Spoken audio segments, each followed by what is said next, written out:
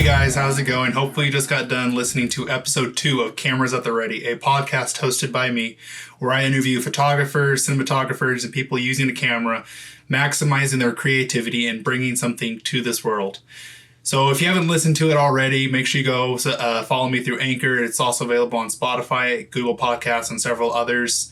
There's 2 episodes released so far. I'm going to try and release one every week. And if you guys know of anybody that you want on the podcast, or if you want to be on the podcast yourself, make sure that you message me, email me on any of my social networks, and we'll try and set something up.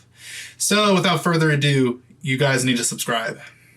I've got 2 subscribers, and I know multiple people are watching this. So if you're watching it, just go ahead and subscribe. What is it going to hurt? Not a lot, right? Exactly. Just go ahead and subscribe right now. Just right now. Like, yeah, comment, and get that bell on. All right, so this episode I interviewed Chelle Obert in the podcast, and she is a high school teacher from my hometown here in El Reno. I never had her for a teacher, but from just talking with her and talking with my friends that had her, she is a really good example to me of what a El Reno school teacher is like. And I don't want this to be some rant about how, classrooms are underfunded and teachers are underpaid, because they are. I've had multiple teachers, and some people look down on the El Reno public school system, but I had a very tremendous education. But I know it was because teachers, went out of their own pocket. They went above and beyond what was required and what was even, standard, I guess, for other teachers and school systems and things like that to do, that really made my education special. And for that, I'm always going to be thankful for El Reno and what the school system has done for me. Really helped prepare me for university and just for life in general after I graduated. So interviewing her was really fun and interesting. And that was where I kind of, knew her from and started following her work, was just seeing her interact with other students and knowing her as an artist. And one of the topics that we really get into is what the difference is between photography and art.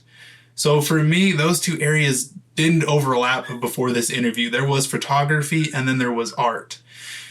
And not to say that, there's not photographers that were artists. There's several that I follow and that I know that their work is very beautiful. And I'm constantly stunned by some of the things that I see in museums, especially looking at pieces of, fine art that are photographs. They're one of a kind. They're very dramatic. They tell a huge story. But for the most part, for me, if you're a photographer, you're a photographer. And if you're an artist, you're an artist. I considered art more of the skills as far as like painting, sketching, and things like that. But after talking with her, and I hope you guys are able to go back through and listen, it is one of the longest podcasts I have so far. And it is episode 2, but I have recorded some more that I hope you guys are able to go back throughout all of these and really pick up something. Even if you're just taking it in chunks, just try to,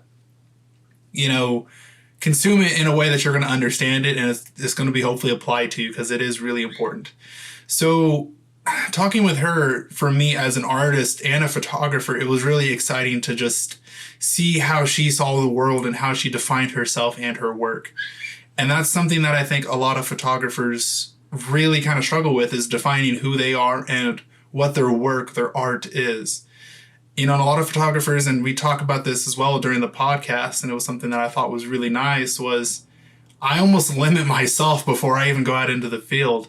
And I've brought this up before, where I've driven, an hour or 2 to try and get a photo, and I didn't see a photo there, so I packed up and I went home.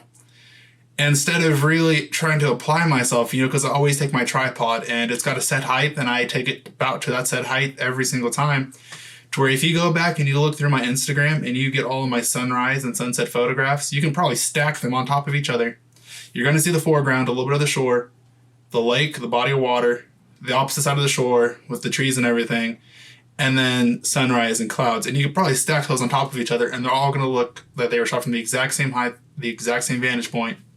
And that's something that, after talking with her, the times that I've gone out and photographed since then, I've been really trying to necessarily, hey, what can I shoot to maybe make this vantage point a little bit different? How can I shoot this from a different angle, or frame this to where I'm getting a different photo?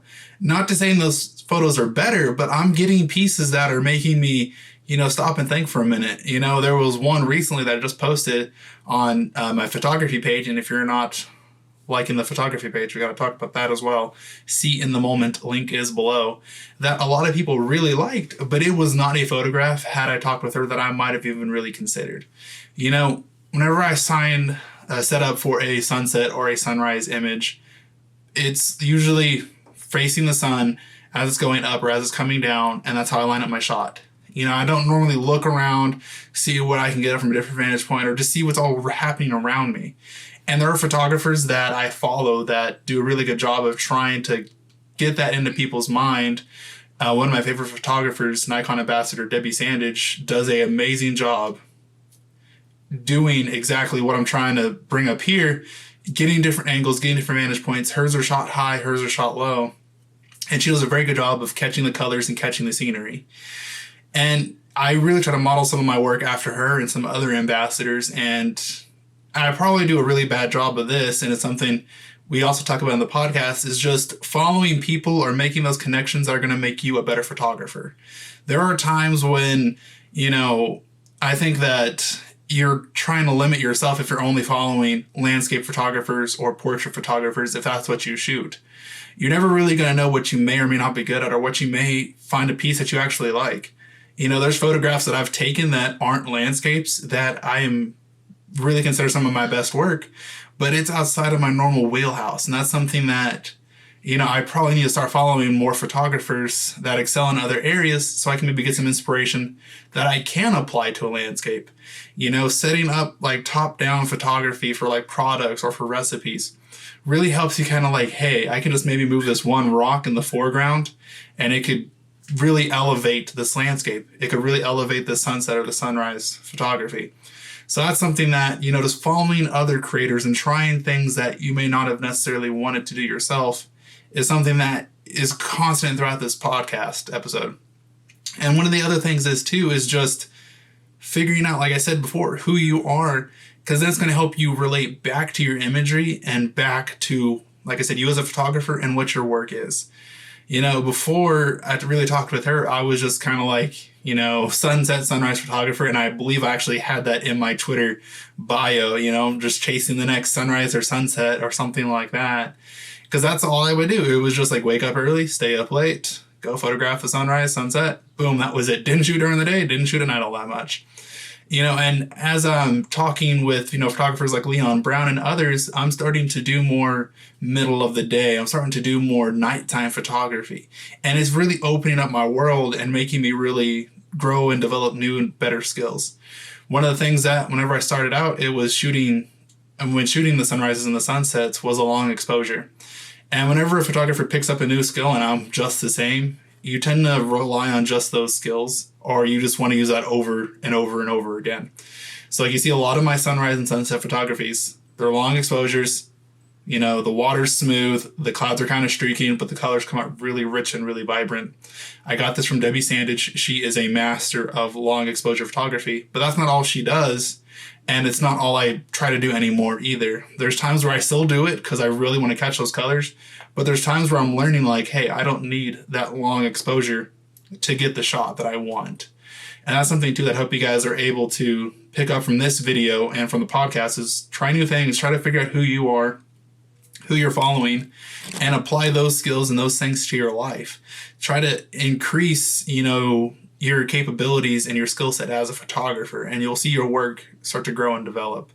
One of the Facebook groups that I'm in, the Pixel and Lens Facebook group, created by Becky and Chris YouTube channel, I just saw a guy's photo on there, and it was beautifully framed. It had the river, it had the mountains, it had the grass, and had some branches and some leaves and things like that in the foreground, really framing it really nice. And I was like, wow, that's a good photo. And he says, thank you. I about killed myself trying to get up there and trying to get the right vantage point. And that to me, you know, reminded me of some of the harder photos that I had to take. The ones where I had to wake up super early, go for a hike, go for a boat trip. And I'm not saying that you need to go canoeing or like bobsledding to get a really good photograph, but it's the ones where you really got to push yourself and really got to try hard, that they may not even be the image that people like the most, but just the meaning that it has to you is going to make all the difference. This episode, I learned a lot about defining photography, you know, and trying to figure out who I am and just about evolving and constantly growing as a photographer. So if you haven't watched it yet, please go listen to it. Sorry. Go listen to it. I'm going to link it below, and then let me know your thoughts. And, guys, if you're not following me yet on any of my social networks, go ahead and give me a follow. That way you can send in questions and you can keep up to date when I post new videos. And as I've said before, if you're going to be on the podcast or if you know of anybody, send me their names or try and get in touch with me. I would really appreciate it. And if you guys have any questions that I should be asking, make sure to submit those. I'll try and ask those in some of the future interviews. So that is all for today. Again, thank you guys so much for liking, commenting, and subscribing to this channel and all my social media networks. It really means a lot. And I will see you in the next episode.